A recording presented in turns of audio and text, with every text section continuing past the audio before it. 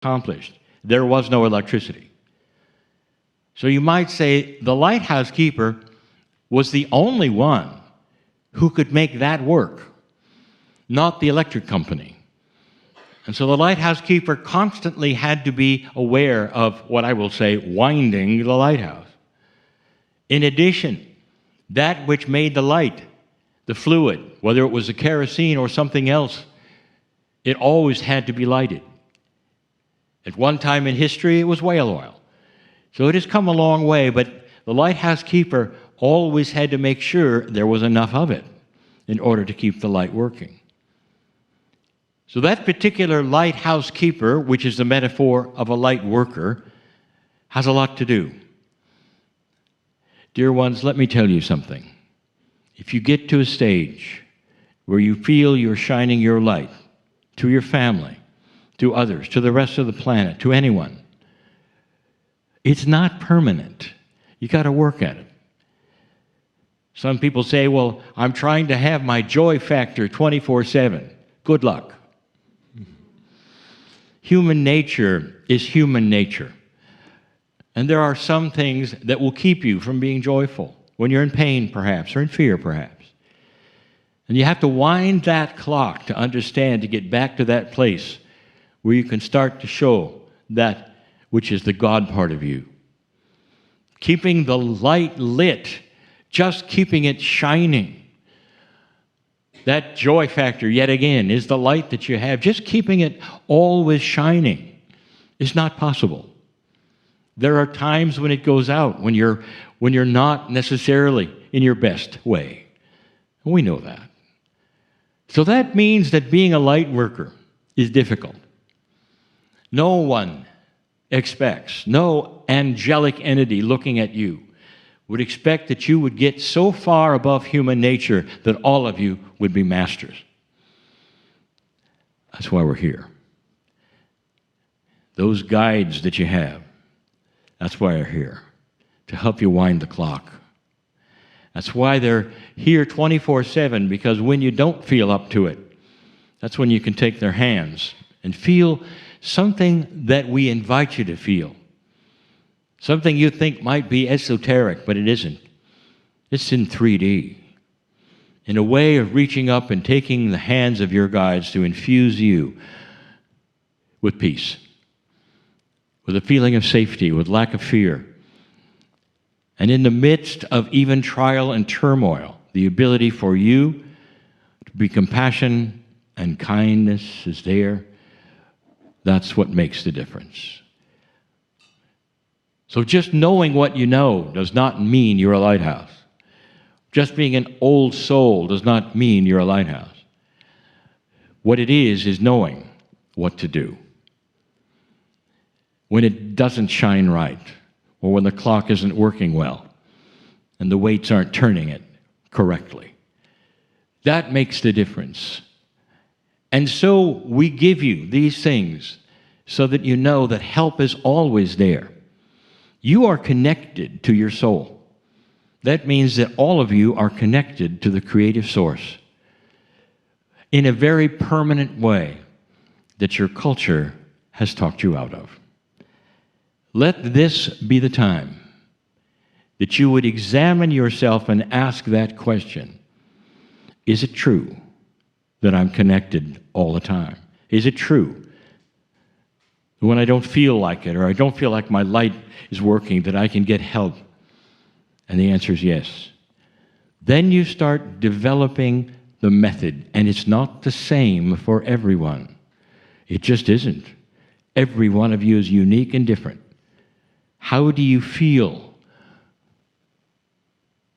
when you get that connection? That's different for everyone.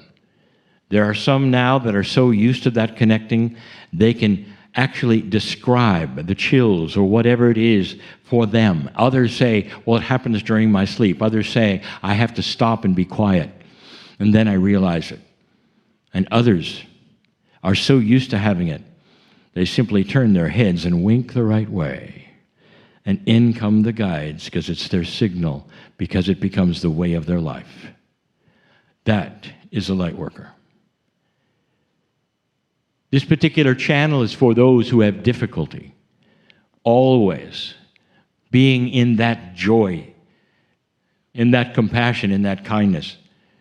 Because it's not always there, perhaps, in your family or the people you're with. And it becomes something you say, well, life beats me up, and it's tough to continue. There are things around me that make me sad, and that makes it hard to be joyful. And I'm telling you, you can create a bubble for yourself that doesn't isolate you from anyone. It isolates you from fear. It isolates you from the dark. It isolates you from heart hurt, if you wish. It's always there. It's an invitation to learn to use it, to take it. It is your birthright. It's why you're here. Did you ever wonder why now? Why are you in the shift? Why are you going through things that are so very different? And the answer is because you signed up for it. You really did. At some level, you knew it was here and coming. And that means that your tool set has also gotten bigger, and it's right next to you. Learn how to use it. You're going to live longer. Because if you are in joy, your body is healthy. If you are in a state of compassion and kindness most of the time, your body doesn't age as much. Disease will not attach itself to someone who is balanced and joyful. Did you know that? It just doesn't like you. There is a dark and light balance of disease. Disease is alive. It has energy.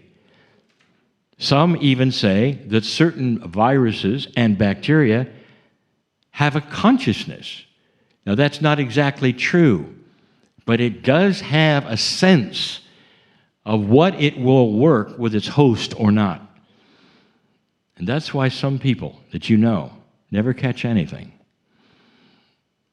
Is that the first time you've heard this? I want you to know there are a lot of things at work here that you were never told. Not every single human being is the same, even though your organs are in the same place. Not every single human being is the same simply because they can count your blood or look in a microscope and see you're the same as the one next to you. Well, you're not. And it ought to give you an idea that you're not, because your consciousness, which is energy, is unique for every single soul. The bodies that you develop, how you think, what you do, all has a place on the planet that is seen by the environment around you. Very interesting when it comes to disease. Dear ones, I want to tell you, consciousness is the key. How many of you, in closing, have known those who are invested in the dark, who are so unaware they pull bad things to them on a daily basis? You'll also know that they don't live that long. How many of you know or have seen a hypochondriac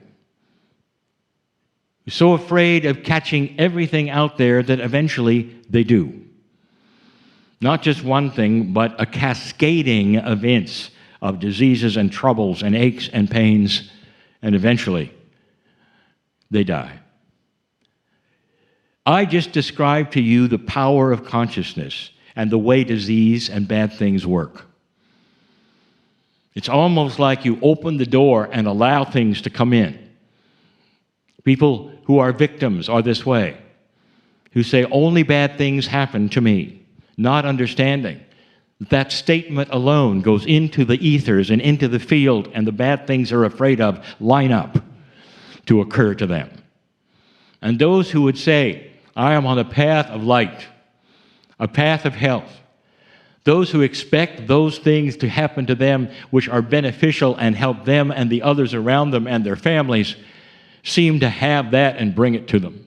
Law of attraction, some have said, it isn't. It's the energy of consciousness.